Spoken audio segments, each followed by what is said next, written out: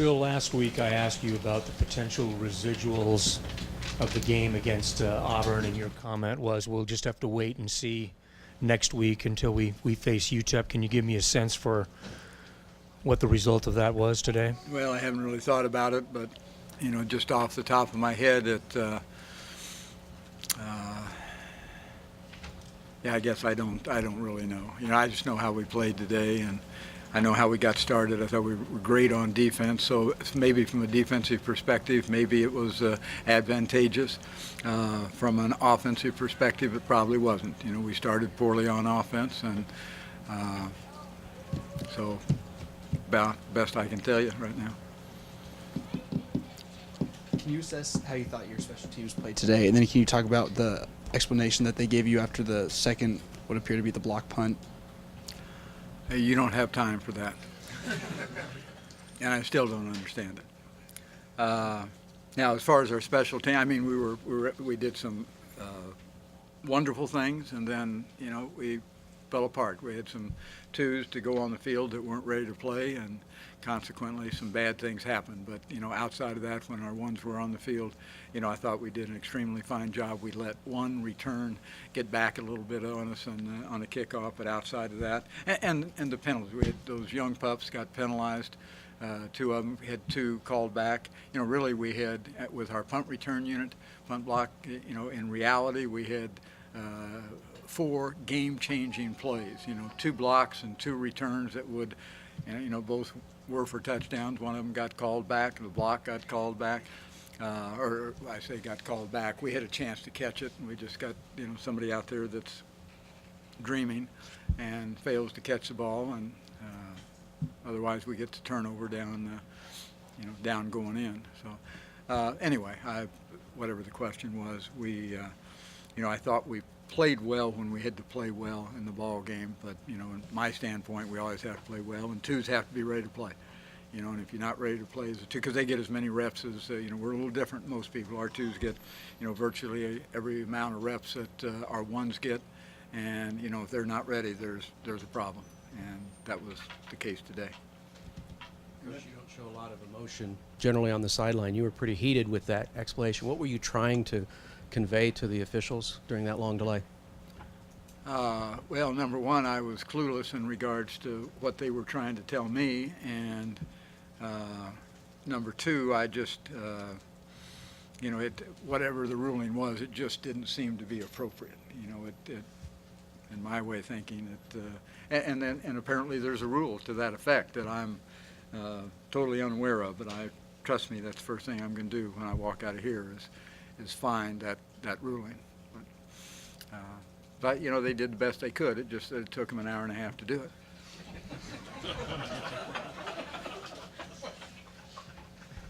Coach, this UTEP team came in one of the top rushing teams in the country. You hold them to fewer than 2 yards a carry today. How pleased were you with your defense overall, and then specifically the linebackers and Jonathan Truman, who didn't allow any holes up the middle? As I said, I was very pleased with the way we had, excuse me, in the first half, we had 5 consecutive 3-and-outs. I mean, you can't get much better than that.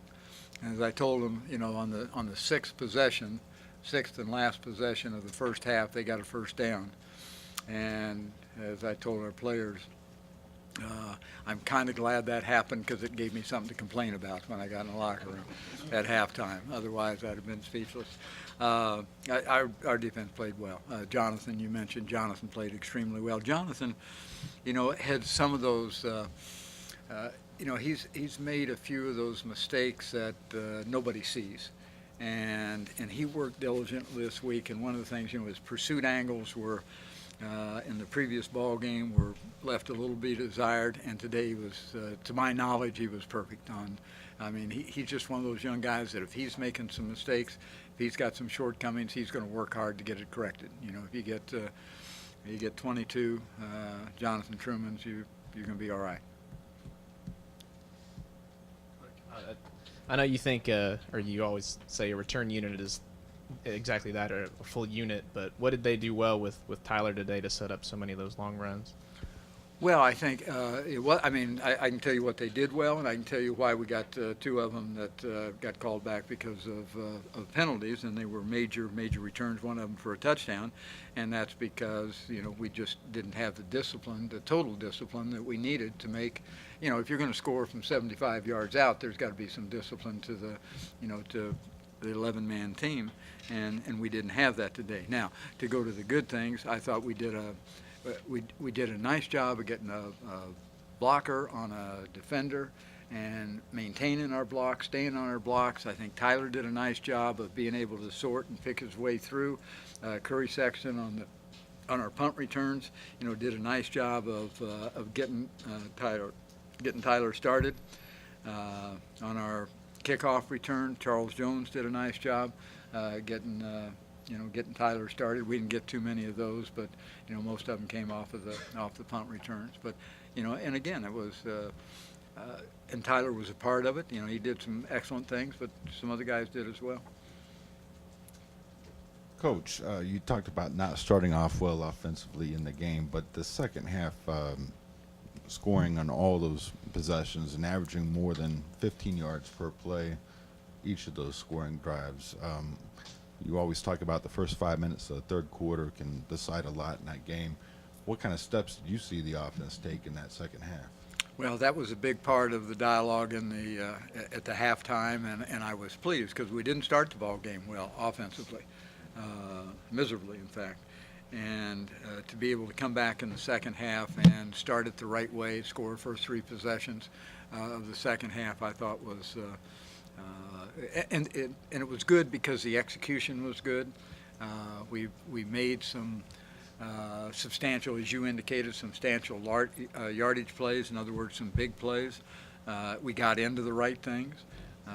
Jake did a nice job of being able to check into some things that gave us some positive opportunities. So I don't know what the question is, but was I pleased? Yes. Mm-hmm. Did that execution kind of start at the end of the first half? You had a 4th and 3 and went for it. Was that kind of a challenge to the offense to get that and then push in that last TD? It really was. It was every bit of that.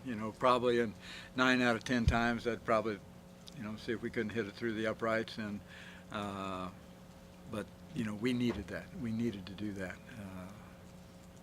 and we did. So anyway, I was pleased with it. Coach, late in the first quarter, Tyler passed Aaron for 4th all-time receiving yards and then later moved into 3rd. Can you assess what kind of special moment that is for him to pass some family members and then getting closer to Kevin? Well, I don't really know because I haven't asked him. That we haven't talked about that and very seldom do, but I'm sure it has some meaning for him, but I'm quite certain that it has some meaning for Aaron and has some meaning for Kevin in a very positive way. Aaron was here Thursday of the week, and it was great to see him again, and he had an opportunity to spend some time with Tyler, and that was good. It's been a while since he's been back, so again, excellent family, good players, better people, as they say. Charles Jones had 2 of his 3 rushing touchdowns out of the Wildcat formation. What makes him so special when he runs the ball out of the Wildcat? A whole bunch of guys up in front of him.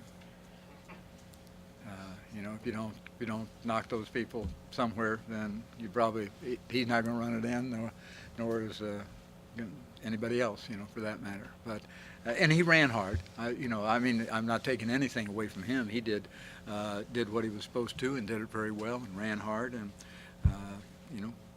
like I say, when everybody does their job, then you're probably going to get reasonably positive results. What made you go with Matthew today at kicker, and how did you think he did? I think he got them all through, if I am right. So, that's probably the answer to the question. Did he just kick better this week? He did, yes. That's exactly, yeah. Of consistency, what was the thought process with going with the white windbreaker instead of the purple?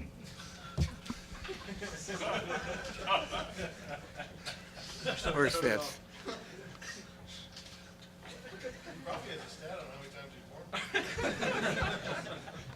Well, the truth be known, I got a memo from the conference office that said that the whatever bowl was on the back of it is no longer with our conference. So I thought, okay, if they're going to, if they're dropping out of the, if we can't get that bowl game again, I'm not going to advertise for them. So that was it. That's a true story. All right, guys, I'll do it.